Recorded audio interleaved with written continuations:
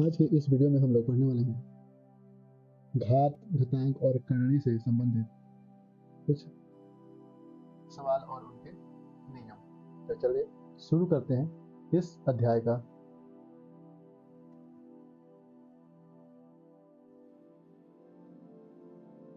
देखिए, सबसे पहले हमें ज्ञान होना चाहिए किस चीज़ के बारे में, तो घातांक के बारे में। घातांक क्या है? यदि किसी पूर्ण संख्या n को m बार गुणा किया जाए तो गुणनफल a का घात m कहा जाएगा। यहाँ पे है a है, अर्थात यदि किसी पूर्ण संख्या को मान लो कि कोई संख्या a है, ठीक, और उसको m बार गुणा किया जा रहा है, इसको हम क्या लिख सकते हैं? a का पावर m लिख सकते हैं, जो कि m क्या है? एक घात कहलाएगा। क्या? तो घात। यहाँ पे देखेंगे a के पावर जो है m है, यहाँ पर a का पावर m है। a को आधार तथा b m को ये जो है यहाँ पर a का पावर m, ये जो है इसको हम आधार को कहेंगे, और ऊपर वाला जो है जो पावर के रूप में उसको घातांक कहेंगे। ये सब जो भी बात है याद करने वाली चीज़ है, समझने वाला चीज़ है। जो घात के रूप में रहेगा पावर के रूप में उसे क्या कहेंगे? घातांक कहेंगे। और जो नीचे रहे जिस पर पावर रहेगा, जिस पर रहेगा, वो क्या कहलाएगा? आधार कहलाएगा। ठीक है, यदि यहाँ पर एक चीज़ ले लेते हैं, -7 का पावर 2 ले लेते हैं, तो यहाँ पे जो 7 है वो आधार कहलाएगा, और ये जो है घातांक कहलाएगा। क्या कहलाएगा? घातांक, क्योंकि हमें यहाँ पे दिया हुआ है। अब देखिए, यहाँ पर एक और चीज़ समझने वाली चीज़ है कि यदि P/Q हो, तो पावर कितना है? m है, को P/Q का, जैसे कि m जो है, m को आप क्या कहेंगे? P/Q का mवां पद, mवां घात कहेंगे। कौन सा कहेंगे? घात। ये जो है घात और घातांक दोनों एक ही वस्तु को या एक ही चीज को दो नामों से बुलाया जाता है। क्या कहलाएगा? आधार, और ये क्या कहलाएगा? तो देखिए, घातांक से संबंधित कुछ रूल और उसके नियम है। यहाँ पे दिया है, घातांकीय गुणनफल में घात क्या हो जाता है? ये जितना है, जैसे कि यहाँ पे दिया हुआ है a का पावर m इंटू a का पावर n इंटू और a का पावर 1। इसका मतलब ये हुआ, यदि आधार जो है समान रहने पर घात जुड़ जाते हैं। जैसे कि यहाँ पर जुड़ रहे हैं, a का पावर कितना है? m है, तो हम m लिख देंगे, प्लस n, a का पावर कितना है? n है, प्लस a का पावर कितना है? 1। यानी कि हम इसको क्या कर दिए? जोड़ दिए। और अगर जो और भी आगे है कुछ, मान लीजिए इन्फिनिटी तक, तो हम इसको ऐसे करके डायरेक्ट करके इन्फिनिटी बना देंगे, यहाँ तक ही जाते जाएगा। ठीक है, तो ये जो है आधार, और ये क्या कहलाएगा? घातांक। समझने वाली बात है कि यदि हमारा आधार समान रहे, एक बराबर रहे, एक जैसे ही रहे, तब तो हमारा घातांक क्या हो जाएगा? जुड़ जाएगा।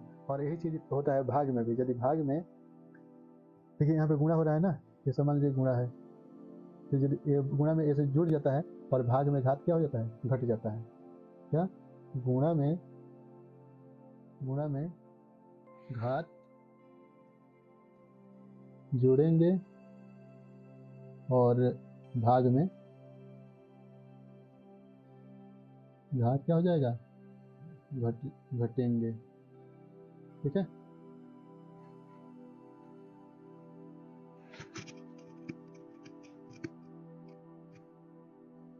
जो कि यहाँ पे दे भी दिया है। ठीक, अब एक और चीज समझ लेते हैं। बोला है घात की घात, ए का घात कितना है m, इन सब का घात क्या है n, इसका घात क्या है 1, और सभी का घात क्या है p है। तो यहाँ पे क्या होगा, सभी का गुणा एक में एक होते जाएगा, 2 3 6 6 बचे 30, 30 दूना 60, सभी का लगातार गुणा होते जाएगा। ठीक है, जो कि यहाँ पे हमें दिखाई दे दिया है, यहाँ पे बताया भी गया है कि x का पावर कितना है 2, उसका पावर 3 है, उसका पावर 5 है, फिर से उसका बाद क्या है 2 है। तो x का घात कितना लिखा गया है, यहाँ पे देखेंगे x का घात लिखा है 2 गुणे 3 गुणे 5 गुणे 2, यानी कि 2 3 6 6 25 30 30 दूना 60, x का पावर कितना हो गया 60 हो गया। और गुणनफल की घात क्या होता है, a plus B plus C into infinity, A का पावर कितना है, तो सभी का पावर कितना हो जाएगा, a का पावर n, b का पावर n, सभी का पावर एक जैसे ही हो जाएगा। ठीक है, यदि यहाँ पे लिखा है 2 गुणे 3 गुणे 5 का घात 3, तो इसका मतलब क्या है, सभी में क्या है 3 से गुणा, 2 का पावर 3 गुणे 3 का पावर 3 गुणे 5 का पावर 3, ऐसे आगे बढ़ते जाएगा। ठीक है, अब थोड़ा सा इस पर ध्यान देंगे, ये काफ़ी ध्यान देने वाला चीज़ होता है। यदि a का पावर m है, इसको हम लिख सकते हैं a का पावर 1 बटा माइनस के m लिख सकते हैं, तथा a का पावर माइनस के n है, तो हम इसको लिख सकते हैं e का पावर 1 बटे n लिख सकते हैं। जैसे कि यहाँ पे दे दिया है 5 का पावर 3 बराबर हम लिख सकते हैं 1 बटे 5 का पावर 3 लिख सकते हैं, से वो भी माइनस में। फिर से जब यहाँ पे लिखा हुआ है कि 2 का पावर माइनस 3, तो इसका अर्थ क्या हुआ 2 का पावर 1 बट्टा, अब यहाँ पे देखेंगे ये वाला a बट्टे b का पावर कितना है m है, तो इसके बराबर हम लिख सकते हैं a बट्टे, इसको उलट देंगे, क्या कर देंगे उलट देंगे, यानी कि जो हो जाएगा b बट्टे a का पावर माइनस के m हो गया।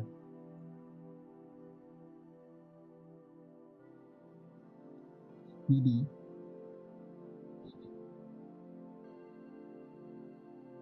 यहाँ पर x का पावर x बटे y का पावर कितना है माइनस के n है, तो y बटे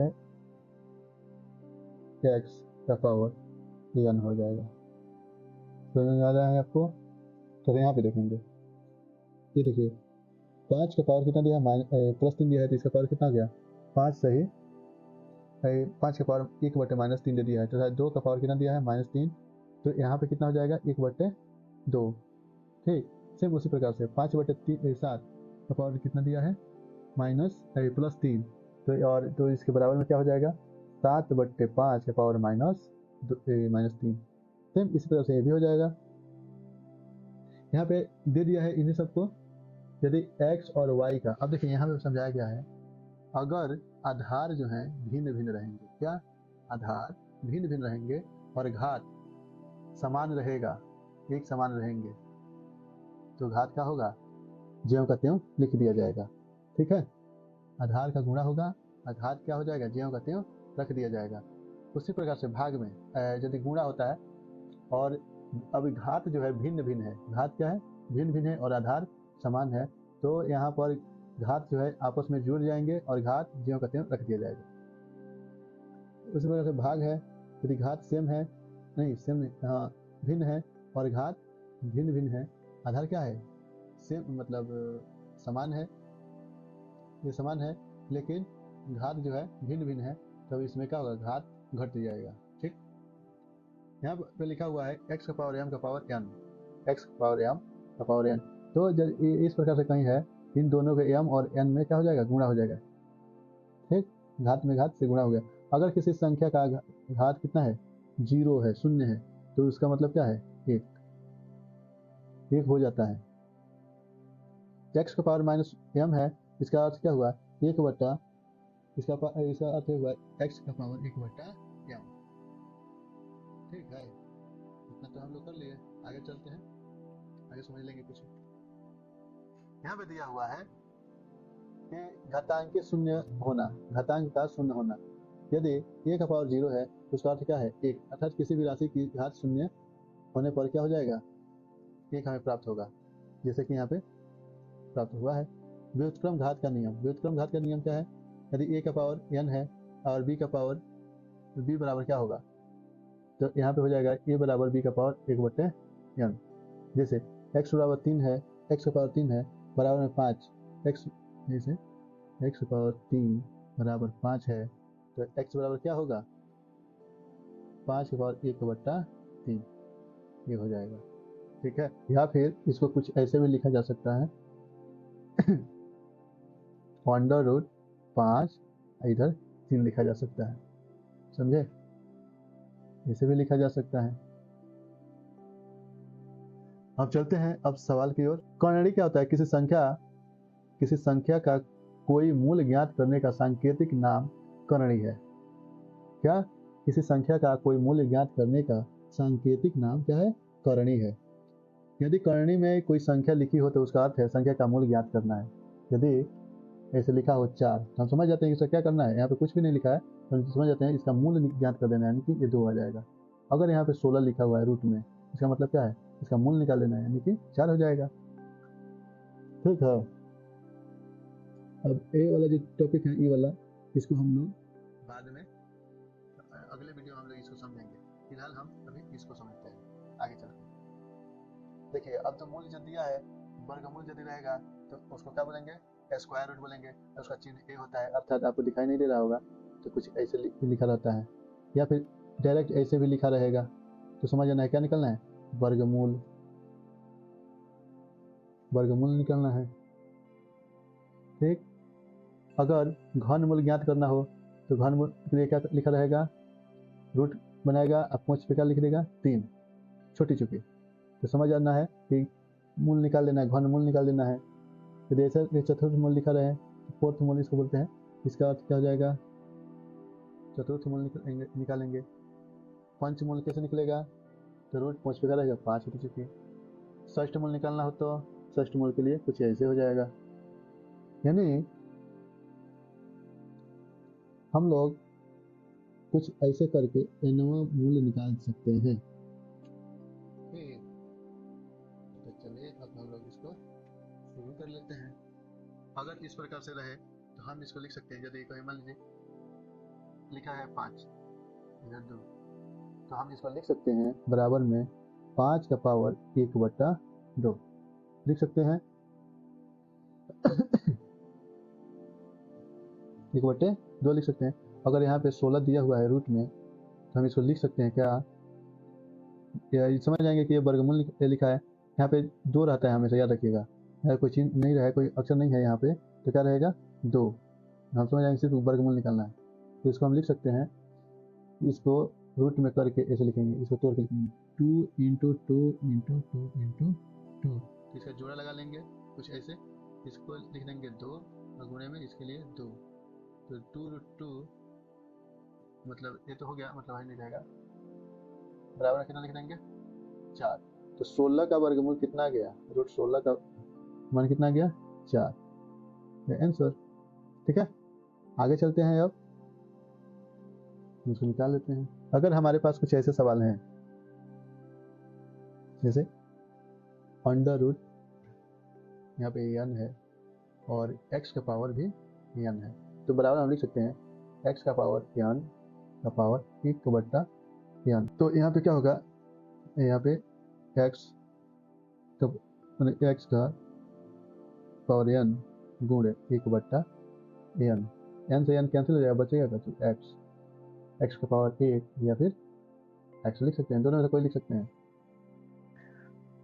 अगर यहाँ पे लिखा है अंडर रूट n और रूट में लिखा है एक्स वाई, तो यहाँ पे हम लिख सकते हैं अंडर रूट n और x into under root y लिख सकते हैं।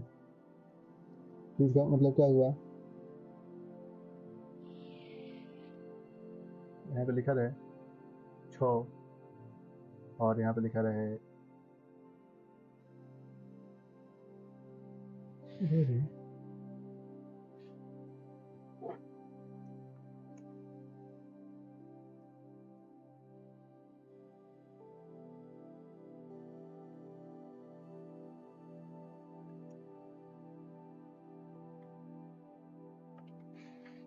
यहाँ पे लिखा रहेगा चीज ये थी चूंकि 5, यानी कि 6 का पंचमूल निकालना है। तो इसके लिए हम क्या लिख सकते हैं, लिख देंगे। अब क्या करेंगे, 6 जो है ना इसको तोड़ देंगे पहले, यानी कि अंडर रूट 2 गुणे 3 लिख देंगे और यहाँ पे जोड़ लेंगे कितना 5 लिख सकते हैं। अर्थात इधर हम बराबर में करके लिखेंगे 2 का पंचमूल गुणे 3 का भी पंचमूल, इतना लिख सकते हैं खूब आराम से। आगे चलते हैं। कुछ अब हमें कुछ ऐसे मिल रहा है, यदि x बट्टे y है और यहाँ पे n है तो हम इसको बराबर में लिख सकते हैं x बट्टे y, कुछ हम ऐसे लिख सकते हैं। ठीक है, इसमें कोई आपत्ति? मुझे लगता है कि आप लोग इसको याद भी कर लेंगे, तो आप याद कर लीजिएगा। तो हम लोग सीधे चलते हैं सवाल पे। यही वो जो है घात वाला है, घात कैसे जुड़ेगा कैसे घटेगा ये सब यहाँ पे दिया हुआ है, तो आप लोग याद कर लीजिएगा।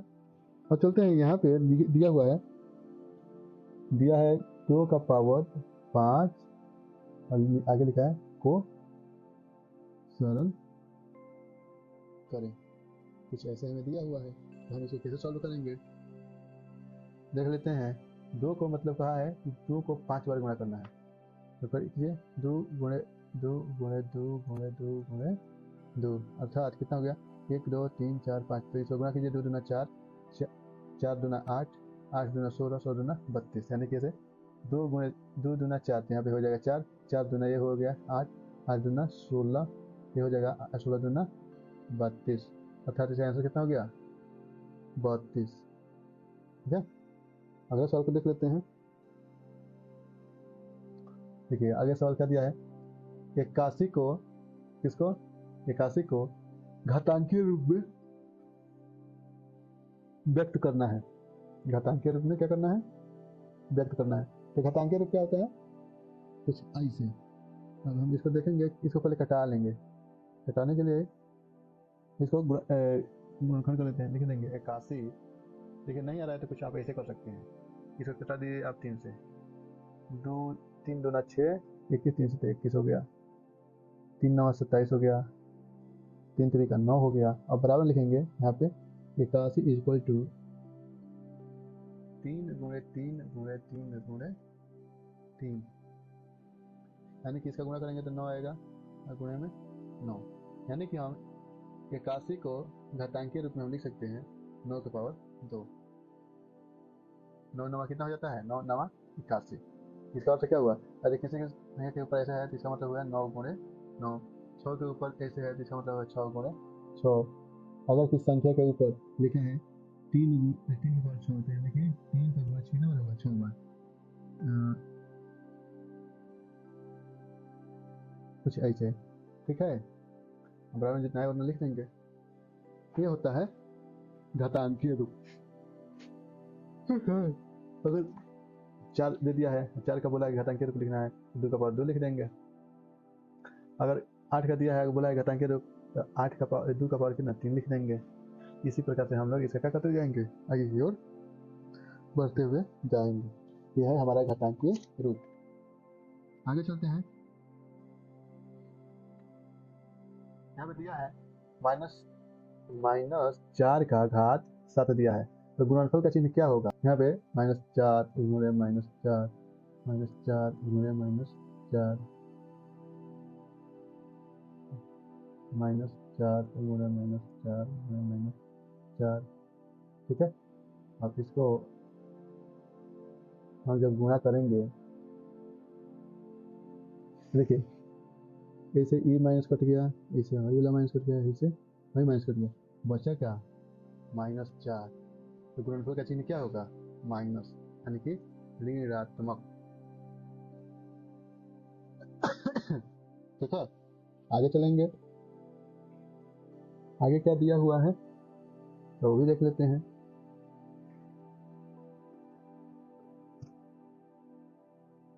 दिया हुआ है 243 का पावर 2/5। तो अब इसको कैसे सॉल्व किया जाएगा भाई, तो हम क्या करेंगे, सबसे पहले यहाँ पे 3 का गुणनखंड करेंगे। 243 का 43 का गुणन, देखिए 243 का गुणनखंडन करेंगे कैसे? तो हम इसको 3 से कटा सकते हैं। 3 8 24, 3 एक 3, कैसे कटाएंगे? 3 27 81, 3 9 27, 3 3 का 9 हो गया। यानी कि हम लिख सकते हैं यहाँ पे 3 का पावर 5 का होल पावर 2/5 लिख सकते हैं। तो अब जब इतना आ गया है तो हम इसको क्या करेंगे? 3 का पावर लिखेंगे 5 और गुणे में 2 का पावर 5, ठीक है। तो 5 और 5 आपस में कैंसिल हो जाएगा, बच गया कितना? 3 का पावर 2, यानी कि इसका आंसर हो जाएगा 3 3 का 9, सर 3 3 का 9 हो जाएगा। दूसरा सवाल जो दिया है 1/81 का पावर -3/4 दिया हुआ है कुछ ऐसे। इसको कैसे सॉल्व करेंगे? तो इसको सॉल्व करना काफ़ी आसान है। इसको सॉल्व करना काफ़ी आसान है, चलिए देखते हैं कैसे सॉल्व होगा।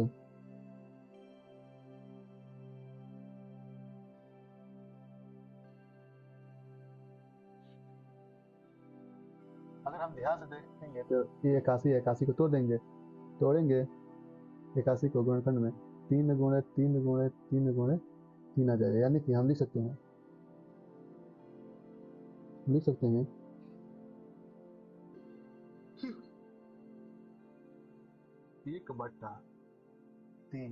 का पावर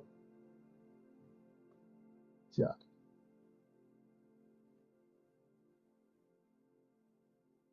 का पावर -3/4, ठीक है, कितना हो जाएगा? तब हम यहाँ पे लिख सकते हैं, यहाँ पर लिख सकते हैं 1/3 का पावर 4 गुणे -3/4, यानी कि 1 कट जाएगा तो बचा कितना? 1/3 का पावर -3 हो गया। तब हम यहाँ पे लिख सकते हैं, तो यहाँ पे इतना हो गया। यदि माइनस में है तो इसको क्या कर लेंगे? हम पलट लेंगे, यानी कि लिख लेंगे 3/1 का पावर 3। ये हमारा आंसर हो जाएगा, यानी कि हमें मिलेगा इधर मिल जाएगा हमें 27, ठीक है। ये हमारा आंसर हो जाएगा। अब अगला एक चीज़ है, इसको देख लेते हैं। दूसरा के लिए तो यहाँ पे देख लेते हैं। इसके लिए दिया है 64 का पावर -1/100। अब इसको कैसे बनाएंगे भाई? हम इसको लिख सकते हैं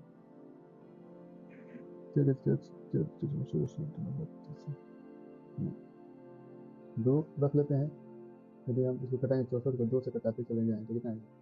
2 32 हो जाएगा, 16 8 4 अंत में कितना लगेगा? तो 1 2 3 4 5 6, यानी कि हम लिख सकते हैं 2 का पावर 6 का पावर -1/6 इसे लिख देंगे। यदि यहाँ और हमें यहाँ पर 2 का पावर कितना? 100 गुणे 1/2, 6 क्या हो जाएगा? कैंसिल हो जाएगा, बचेगा 2 का पावर -1।